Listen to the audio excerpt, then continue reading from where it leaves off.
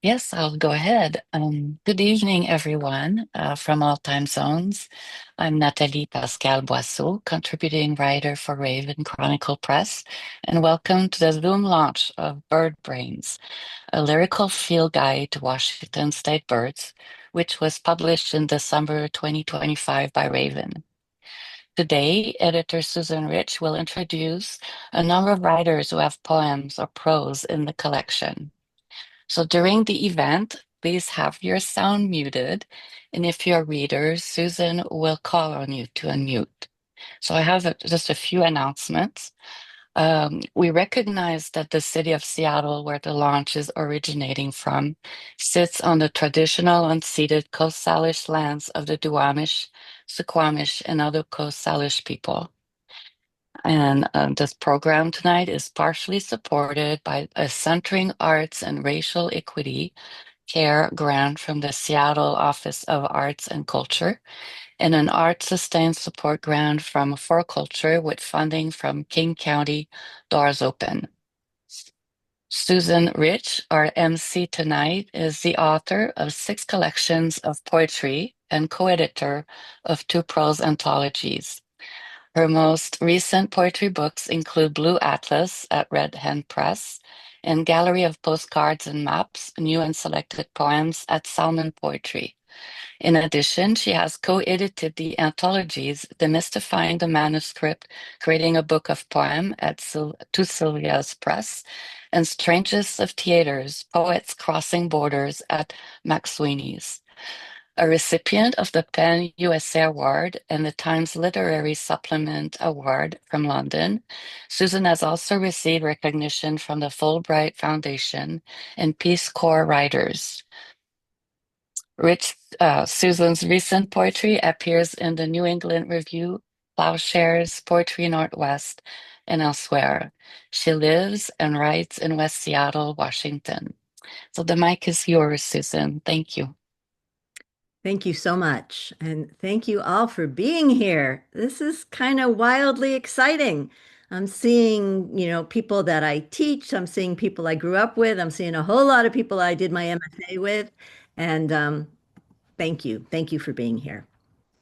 The thing that makes me happiest after poetry is bird watching. These are the words that open the book Bird Brains, A Lyrical Guide to Washington State Birds. They are the words of Martha Solano, one of the 3 poets who wholeheartedly gave their work to this book, but have now flown into other worlds. So I just want to say their names: Jennifer Martelli, Jane Merrick, Martha Solano. I hope that they are celebrating with us tonight, and I feel they just might be. And thank you all for being here, for showing up. I needed this flock of writers and poets today. I also want to acknowledge some of the other people who've made this book possible. Bird Brains is a true collaboration of writers, artists, scientists, and an interested publisher. Hiroko Seiki is the amazing bird artist who created over 100 pieces of original art for the book. And one of the gifts of this project was getting to know her and then choosing which of the 4 northern flickers she had that would go in the book. So I got to be like an amateur art critic for this, which she insisted on.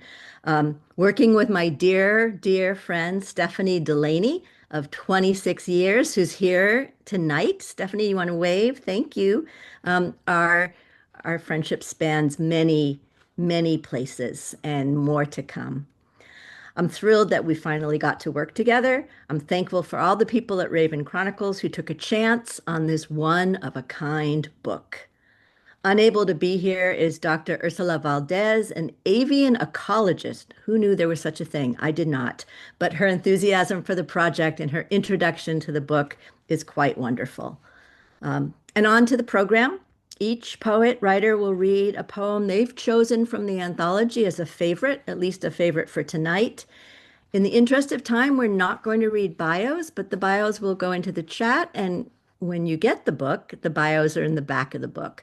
But I think it's the poetry we want to focus on tonight.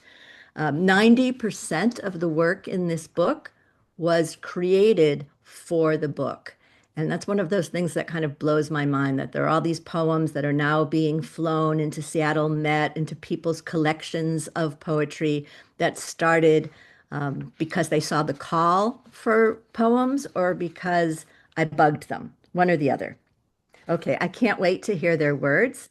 I'm going to start with a poem that sometimes I felt, like I was matchmaking birds and people. And I think that's a new job to have that kind of dating app. I don't know that it would go very far, but I kind of like the idea of it. So Naomi Shihab, a friend I've known for decades, was very busy, as she always is, sort of like a small nation. And she said, "Oh, Susan, I'm going traveling and I'm just getting over COVID." She didn't say no. And so I thought, I'm going to find her the right bird. And so I found her the Chukar, which lives in eastern Washington, Texas, Palestine, and is the national bird of Pakistan. And I said, just watch the video. So I sent her this little video of the Chukar, and and I got her. So here's the poem that she wrote: Red Legs, for the beautiful partridge of the pheasant family called Chukar. We saw you in India, dipping down to the tank, as everyone called it, right before the sun sank. You walked cheerfully toward the water, oblivious to the bigger birds, your red legs confident on sand. Shukar, how have you come so far? Oman to Palestine, Dead Sea, even Hawaii. Your tail has only 14 feathers. What could you teach the crazy humans about coexistence? Shuk, shuk, shukar, shukar, your chant of peace. Maybe your heart has 144 hopes. We need your wisdom, drenching us in our desert. I'm lonely for everything I believed as a child. We can be friends with anyone. Wars are dumb. Even though you are hunted in Washington and Oregon, our own civilized, gun-loving land, you still make a stand there. I read some very crucial notes about you. You are relatively unaffected by lack of habitat. Bless the Gazans, please.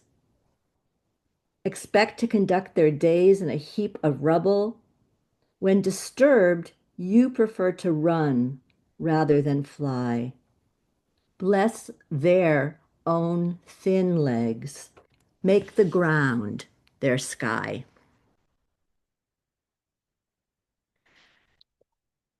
One of the things I said to a lot of you when I was chatting with you about your birds is like, this is not your grandmother's bird book. These birds are going to be having opinions and views and doing kind of different things. My gateway drug to birding was the northern flicker.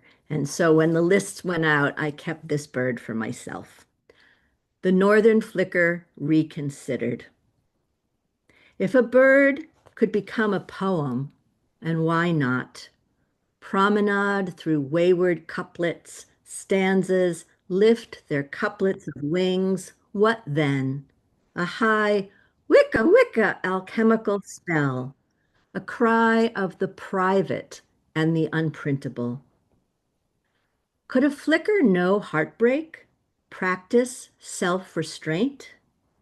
Their fashion leans bold, polka dots and stripes, bright cinnamon to morning fog hues, the male handsome with his patch of mustache.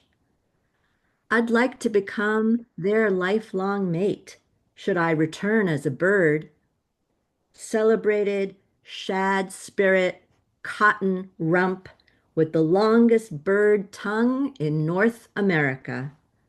This ode to plurality, this epic, boundless, then cross-stitched together on the pages of a Northwest sky. And I am going to hand it over to Sabaga Crystal Bacon. Thank you, Susan. Thanks to everybody who came out tonight. Going to start by reading the poem by Jennifer Martelli, Letter to the Swainson's Thrush.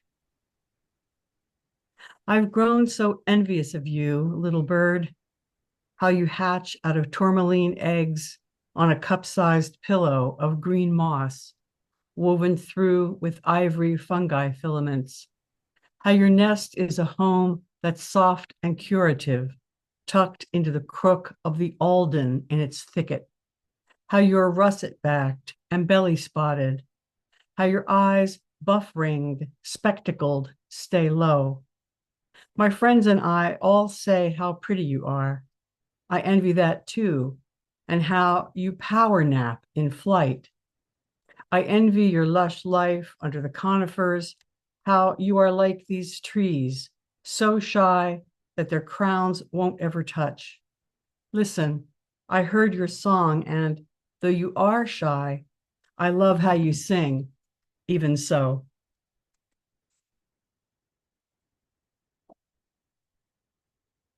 The Queen of the Epistolary, Jennifer Martelli. And my poem, Guillemot, Will, Desire, and Strength. Out on the bobbing waves of the strait, a pigeon guillemot has caught a shiny silver fish. He shakes and shakes it, and in a burst of joy, splashes his wings on the water. Then he skims barely above the surface until he's lost in shadow toward the island shore. Maybe there's a nest, a mate, hungry open mouths awaiting just such a gift. It's like joy, how hard it is sometimes to catch it up, tiny, nourishing thing, carry it with us someplace we can share. Thank you. And next up is Christy Darty. Hi, thanks, Susan.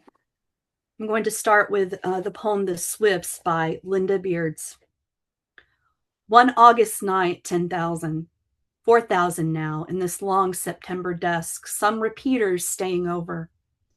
No first growth stumps in sight, no force at all on this stretch of flyway, and so they roost in a school's brick chimney, 10,000 then, 4,000 now, turning in wide, counterclockwise gyres, above the chimney's rusted clock face, turning their 4-inch, half-ounce shapes, 3 heartbeats per wing beat, 3 heartbeats per clipped syllable of each high-pitched cry, some repeaters staying over.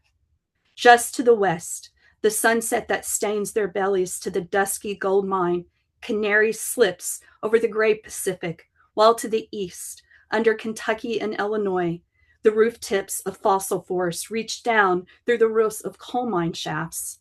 Tropical then, the trees, 300 million years ago, rain-filled, before the planet quickly warmed and the magma shifted and the world's first birds cast their neuronic blips and the world's first flocks answered in unison. What? The miners asked, brushed on the nape by a weightlessness 300 million years whittled. Only the roots of absence tepid across the skin. Intangible in that darkness as the sudden blip that any moment now will draw this flock like airborne ash backward through the chimney.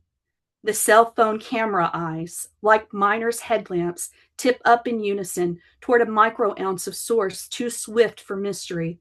Wing dip? Cell click? Could the answer be corporeal? Attention to the matter? Their eyes are bigger than their beaks. Their sleep, no opposable toes, is vertical. Just to the west, a line of contrails draws us, and down they drop, wings tucked, past the chipped mortar and carbon dust, past the open flute. The first birds overlap by the next, and those by the next, and next, climbing the chimney's shadow shape in 4-inch repetition. 10,000 then, 4,000 now, upright on the bricks.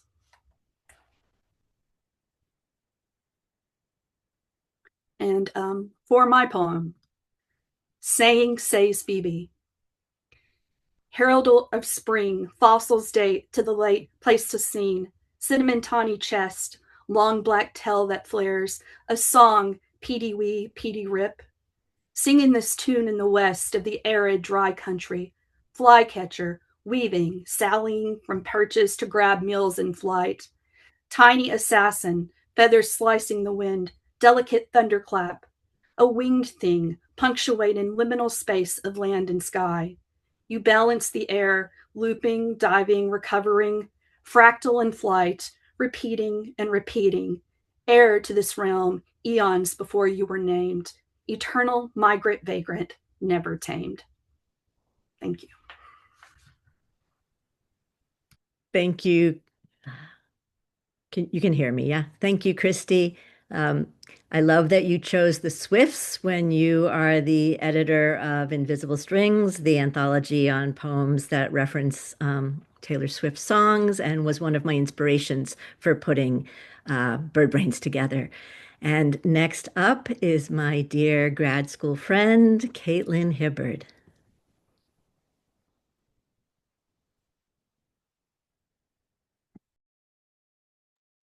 Ta-da! Got it. Hi, everybody.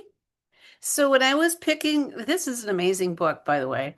When I was picking the second poem, I thought I should choose a bird that is here in the Midwest as well as in the West. So I've got the crows by The Crows Start Demanding Royalties. Of all the birds, they are the ones who mind their being armless most. Witness how, when they walk, their heads jerk back and forth like rifle bolts, how they heave their shoulders into each stride, as if they hoped by some chance new bones there would come popping out with a boxing glove on the edge of each. Little Elvises, the hairdo slicked with too much grease, they convene on my lawn to strategize for their class action suit. Flight they would trade in a New York minute for a black muscle car and a fist on the shift at any stale green light. But here in my yard, by the Jack-in-the-Box dumpster, they can only fossick in the grass for remnants of the world's stale buns. And this, despite all the crow poems that have been written, because men like to see themselves as crows. The head jerk performed in the rearview mirror, the dark brow commanding the rainy weather. So I think I know how they must feel. Ripped off, shook down, taken to the cleaners. What they'd like to do now is smash a phone against a wall, but they can't. So each flies to a bare branch and screams.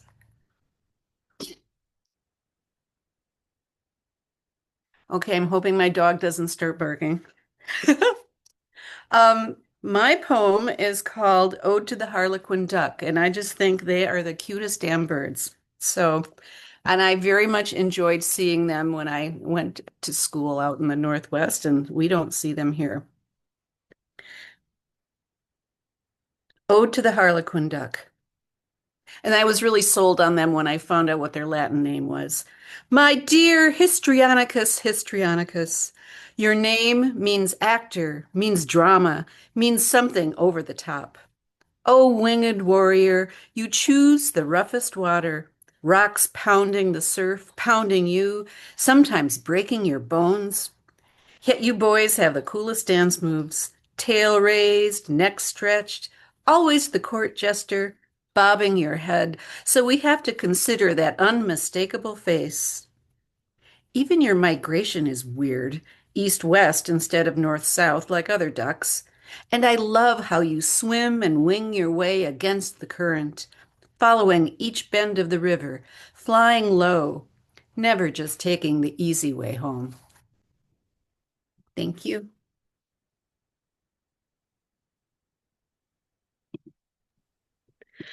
I hope people are having like just a quarter as much fun as I am listening to these poems and seeing this amazing group of poets brought together. I didn't realize I was going to have as good a time as I'm having. Next up is Jennifer Markell.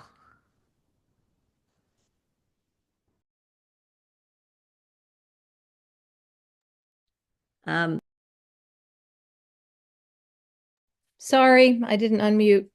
Thank you, Susan and Raven Chronicles, for this treasure of feathers and letters.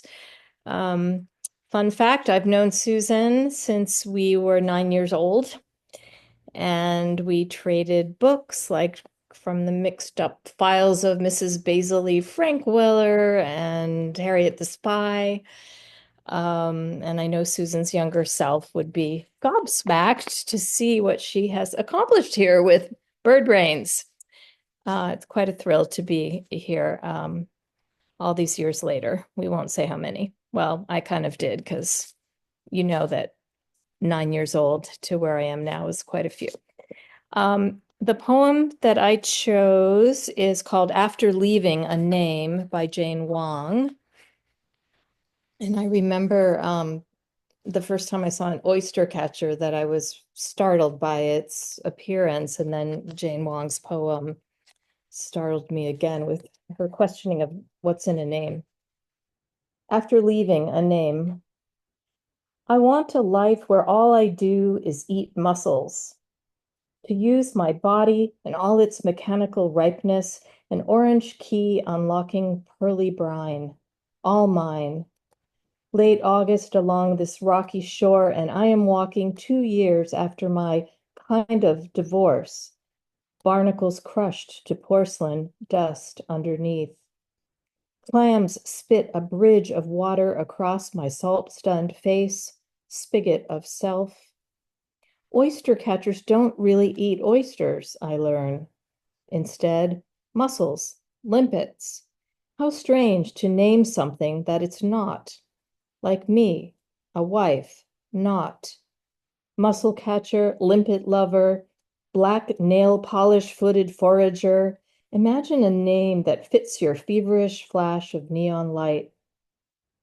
The language of birds is untranslatable. But if I could allow myself this short song, spend each day swallowing minor moons of tidal meat, what would I call myself? How might I speak? Wish I'd written that one. And here is my poem, Prayer for the Catbird's Fifth Quill.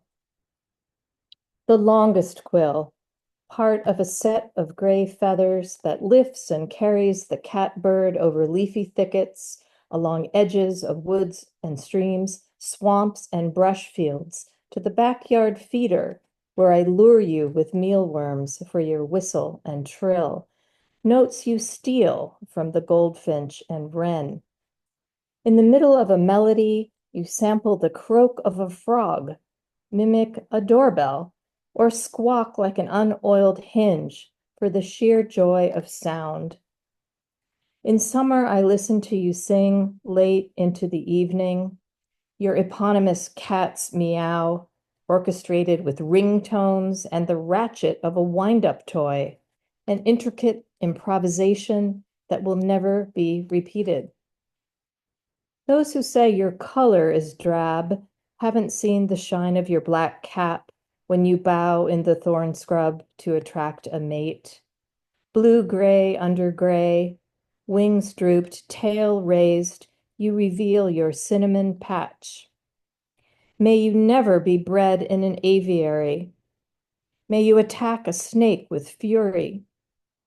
May you move and glide with grace. May your cadences never falter.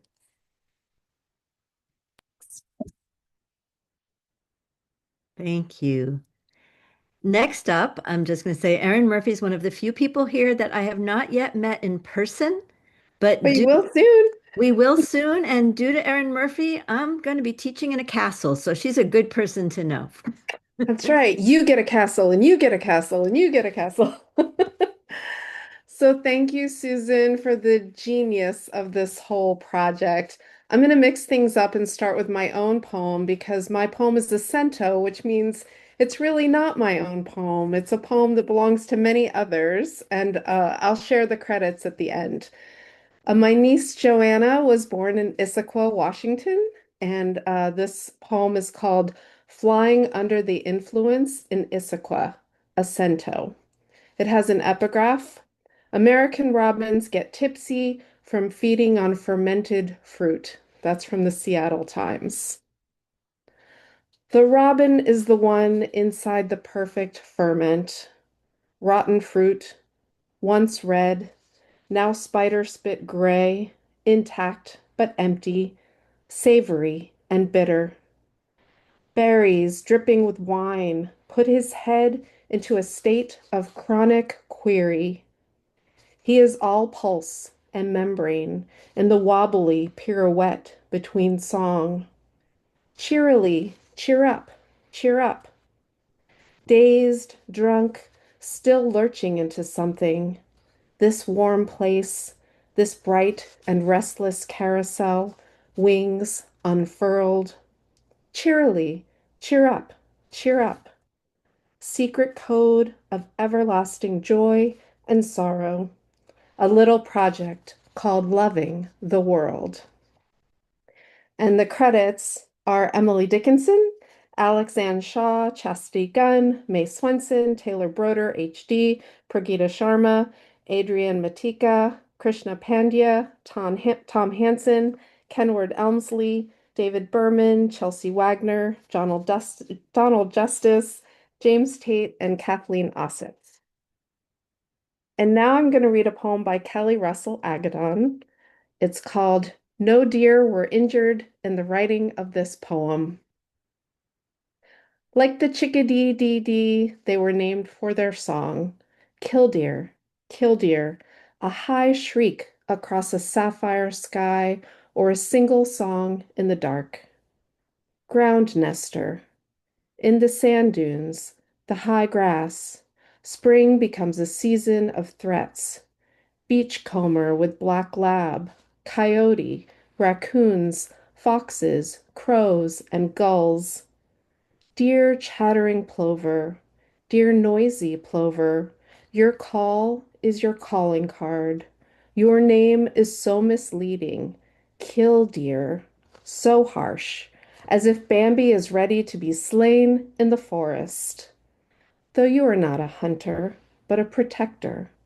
Like when danger approaches your nest, you fake a broken wing so the stray cat follows what looks to be an injured bird across the gravel road, across the meadow, gone from the nest you built. And once far away, your faux broken wing act ends. The cat begins to pounce on your small body, and like that, you take flight. Precocial chicks safe, a cat left perplexed, your call a bubbling trill across the blue, laughter echoing above the shore.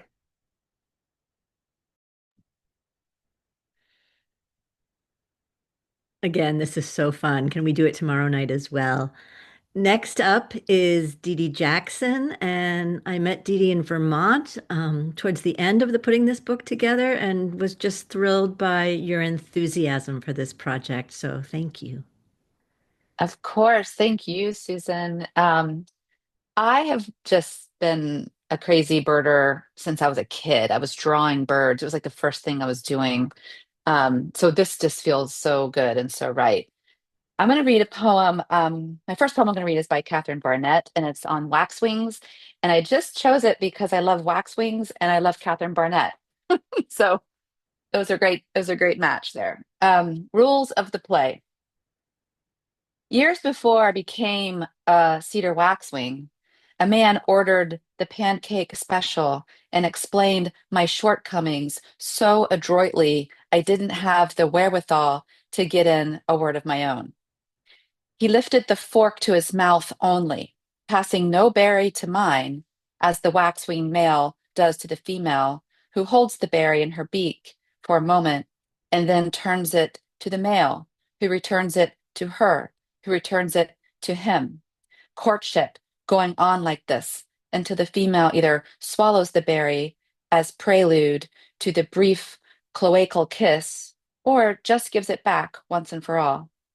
I love berries more than anything, and had he passed me one, I would have devoured it immediately, which is not how the dance goes if dance is initiated by the waxwing, who is so handsome, both male and female, which means I'm beautiful now too. I still don't know how long it's supposed to go on, this restraint, these exchanges?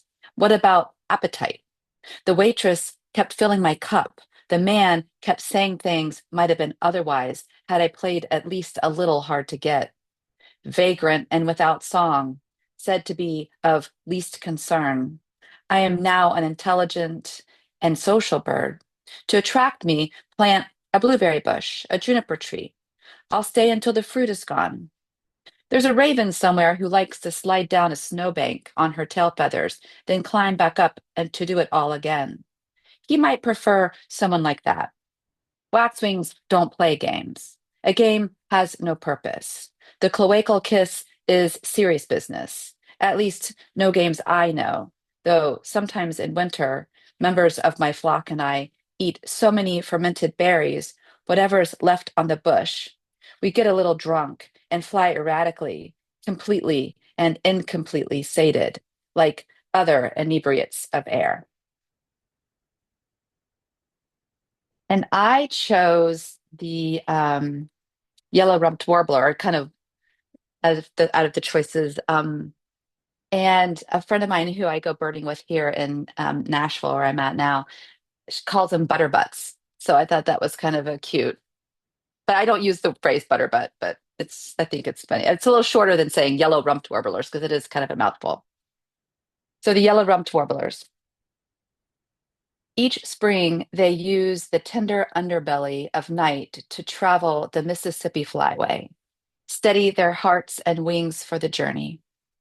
The new season of small stars is their roadmap, and all the skies they've known are tucked inside them, streaked with contrails and noctilucent clouds. They contain the places themselves, each berry or seed, the sound of water, its chirr or chatter, the slight lights of suspicion near each house. The yellow-rumped warblers mark the peak of spring, the time of year in which I was born.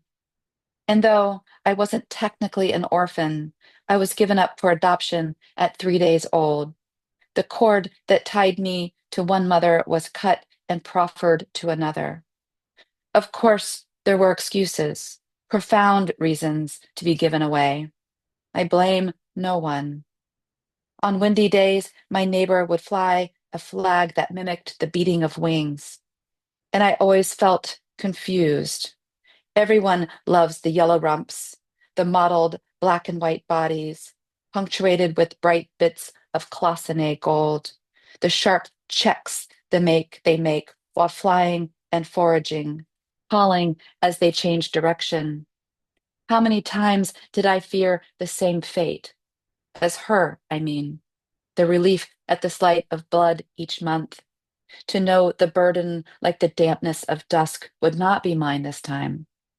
And though I didn't know who I came from for years, I wore a certain shame that was as thick as the brush at the canopy's edge, where the yellow-rumped warblers sally out to catch their food. These birds have adapted to eat almost anything to survive the long winters. In reality, they may migrate, they may not. What images from her life might be alive in me? The twisted dead deer along the Ohio highway, the lightning that skeletons across the night sky, the dusting of dandelions against a newly green yard, the flashes of yellow that mark the end of a cold, lonely season. Thank you. Thank you so much. One of the things that's happened because of this book is that I see a yellow-rumped warbler and I think I wonder how Dee Dee's doing, or any of the other birds. You're all identified in my world now by something that flies sometimes in my neighborhood. It's kind of a joyous connection. So I hope you don't mind being a yellow-rumped warbler. I'm guessing you don't. Next is Diane Zeus. Hi. Hi, everybody. This is so lovely. I thought I would read, I'm interested in all the poems in the book, but the last poem is by Ray Armantrout, and it's a different approach and tone, and I thought it was interesting. It's very short. It's called Traveling. Light propagates, as in propaganda, meaning it clones itself to travel. There are flame shapes in the wood grain now. The birds I thought were chickadees may have been nuthatches.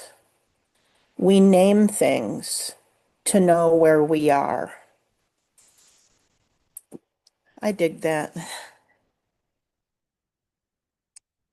And my poem is called The Neglected, which is the inference of the Latin name for the western meadowlark, which is my bird. And I appreciate being included because I'm not a West Coast human or poet, but I have spent time in Washington State, which is probably my favorite place I've ever been. Had a huge impact on my work. So thank you for letting me be part of this. The Neglected, the Western Meadowlark. Here for the grasslands, here for the brambled stubble fields, here for a scribbled high-reaching song, beak breaking and entering the meadow. Don't say ground feeder like it's a bad thing. Hunger the size of a single seed of grain. Not a soarer, a pacer, like the worried among us pace the dark streets. Hunched like a yellow-caped witch. Here for neglect, for quietude. Folk artist, alone in the dome nest, built in the hoof print of a cow. Gold-breasted as royalty, but rub away the gold, you get blackbird. Thank you. Thank you, Diane. I think we claim you as a Washingtonian, so honorary Washingtonian who may nest here at some point. Birds don't care about boundaries. They don't look at boundaries. They don't observe them. So I decided that this book was going to be far-reaching. Next up is my dear friend and former classmate, Brian Turner. Thanks, Susan. I can't believe I'm sandwiched between Diane Seuss and Major Jackson. If you told my younger self, I'd pinch myself, and I'm pinching myself now, so why not? And you know, I don't know if you all do this, but I'm sure you've done this. You walk out of a building and you hear in the trees a bunch of birds singing, and you stop to yourself, or you say to someone next to you, "Don't they sound lovely today?" Or "It's so beautiful," you know? No matter the rest of the news of the world, right? There's still this beauty in the trees. And I think oftentimes that they do the same when we come pouring out of a building, chattering with each other, and they're happy to hear us singing too. And tonight feels like a convergence of the two, you know. So all of the humans singing of birds and being watermarked by their beauty. I'd like to read a poem from Oliver de la Paz. It's called "Leaving," and it's with the mallard. The sheen of the drakes, bright green against the pond's water, reflects up against its throat so that the green is mirrored there. In his slickened breast, the sun twinning the bird so he is twice iridescent in the rebound of light off water, and he lifts himself, not quite in flight, but light, patterned and dappled with blue streaks flashing forward beneath his wings, which were once tucked under, but now shook blue and strange, with water parting from his plumage, in an arc from his wingbeat pitched, so that he rises now, above where his reflection also lingers, framed by the concentric circles of pond splash, and then smaller and smaller still as the mallard, who was once still, stills the pond with his leaving. It's lovely, isn't it? For Oliver de la Paz. Sorry, my eye, of course, right now, just one of my eyes just goes out. I don't know what that even means, but it's just like, oh, I'm out. So this might be a one-eye reading. Let's see if I can do this. It's called The Swans of Shadow Lake. On Shadow Lake, a bevy of swans dream within a field of stars, one leg dangling beneath each, as if cast at anchor, their young clustered round them as they dream themselves of flight, though their bodies, largest of native birds in North America, drift on a silver film of moonlight. One is grieving. The cob plunges its beak into the oval of the moon, sliding over the surface of the lake, where the bird once fed with its paired lover from tubers of pondweed, rushes, and sedges, and the swan, alone now, recalls years of nesting, feeding, the long migrations north and south, and how this past spring his lover grew frail as pellets of lead ground in the gizzard and ingested, absorbed in the pen's bloodstream. Her muscles growing weaker until she could no longer fly, her great wings opening and closing, though no longer lifting her on the invisible, the ocean of air no longer her home. There is nothing left now but the raising of cygnets. Sorry, just one pause here.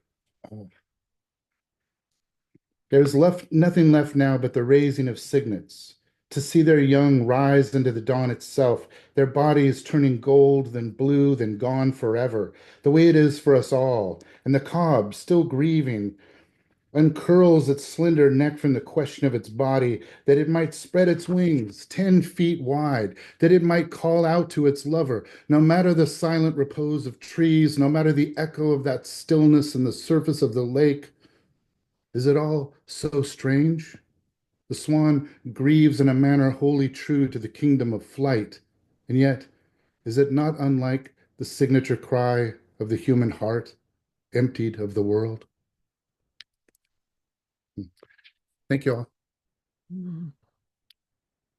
Thank you, Brian. And one of my favorite pairings of the artwork with the poem is Brian's swans with Hiroko's images of the swans. They both just seem to be at this like emotional depth that if you have the book, when you get the book, take a look at how they work together. They're both stunning.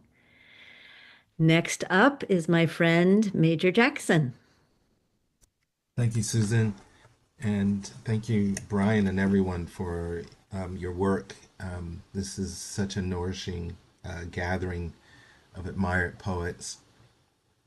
And I decided I'm also going to read my poem first because there are 5 terrific young poets for whom I do not want to follow such a exciting poem that they've written. So I'm going to read my poem first, and I'm always startled whenever there is a sudden bird in my ken, or any actually species other than non-human one, which interestingly enough makes me think of the kinship between us and the more than human world. And it's always a pleasure to be sent back into oneself after such an encounter. And this was one of those moments.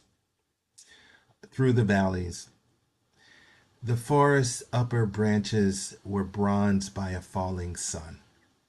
Traveling inward, a melancholic fog of not conceiving my blessedness descended.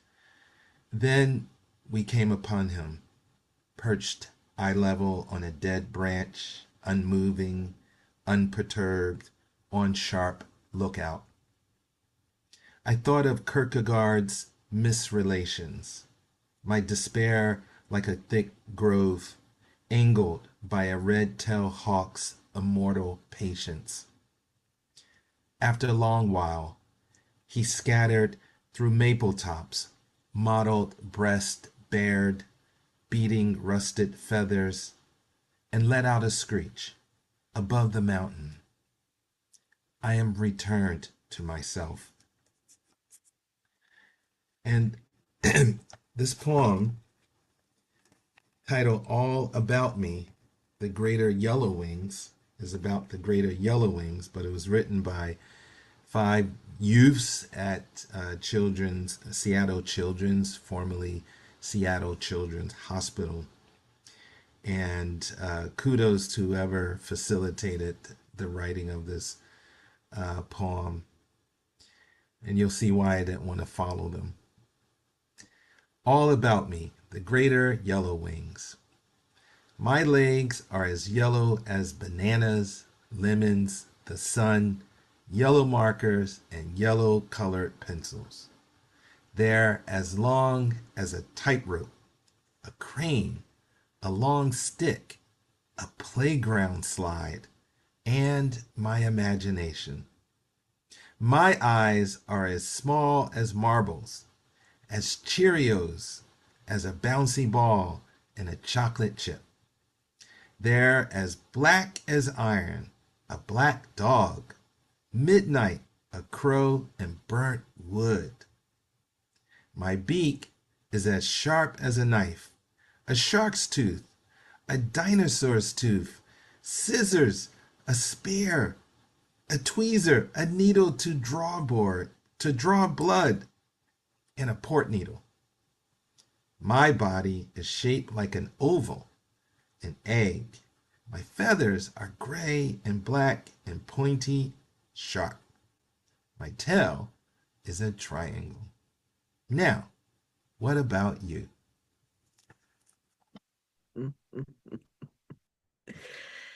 Thank you, Major, for choosing that poem. And I just want to thank each of you. After each of you read, I want to say thank you so much for joining this group, for letting me bug you into doing a bird poem.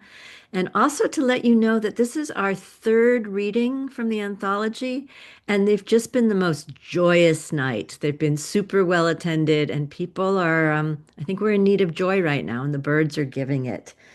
And so our final poet of the evening, last but not least, Jane Hirschfield.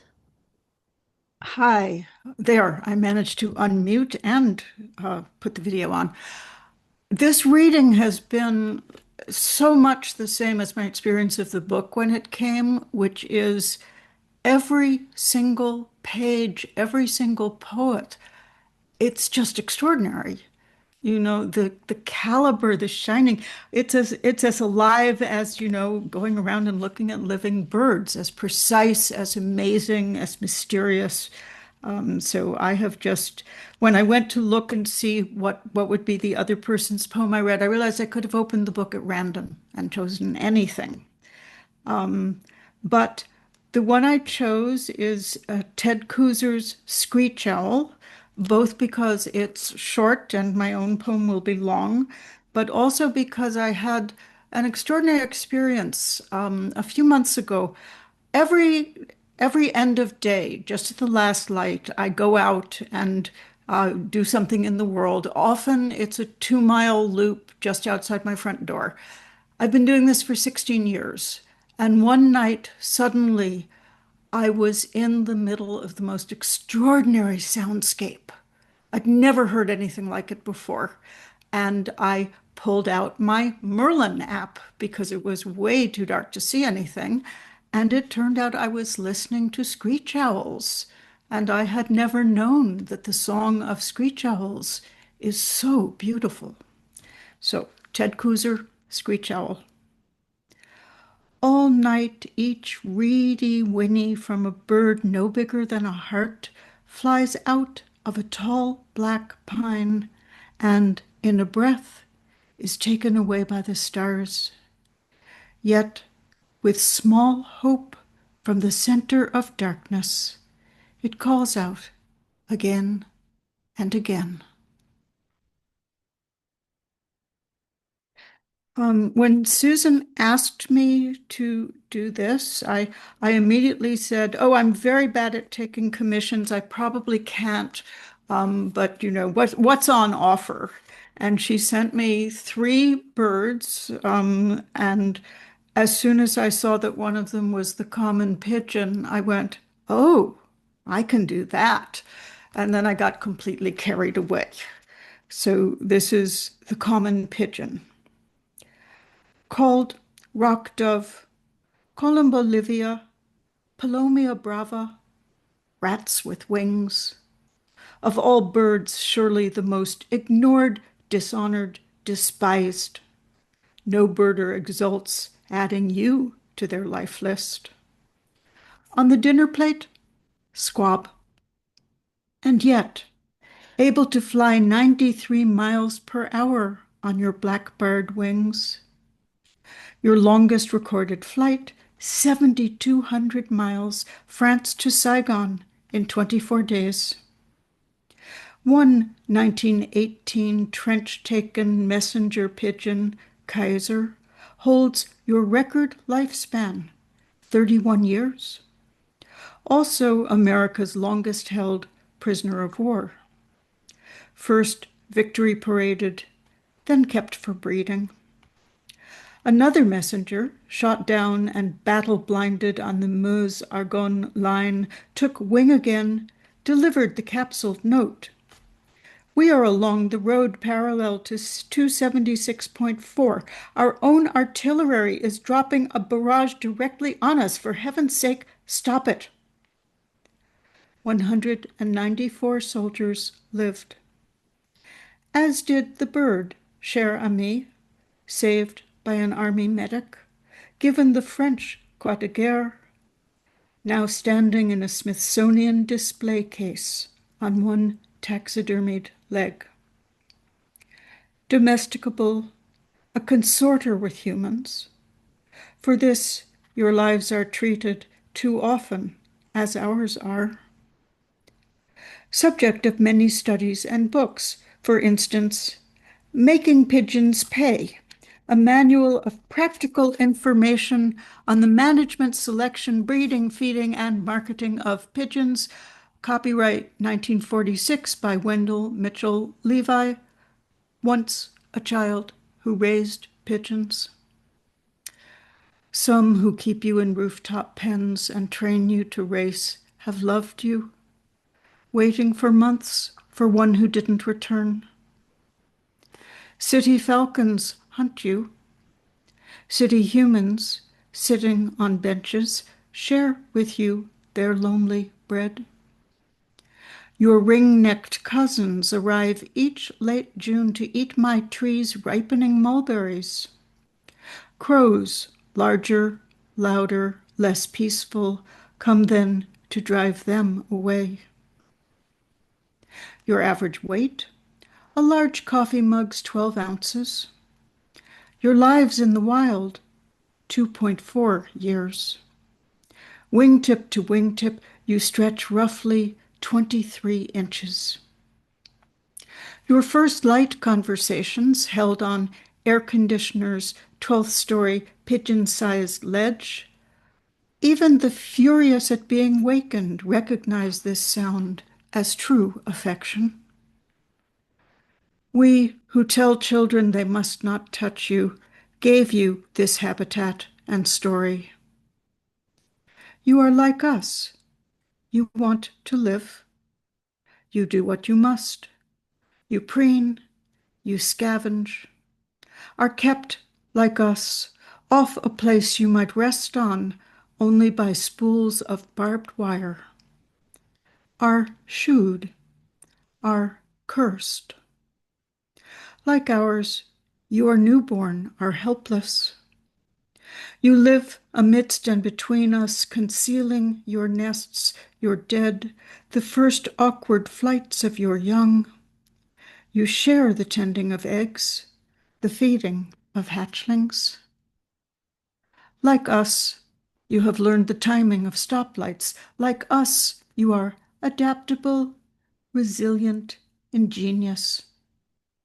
You return when it is needed to dwelling on cliffs, meaning you will be among the slower to vanish, meaning also among the longer to suffer.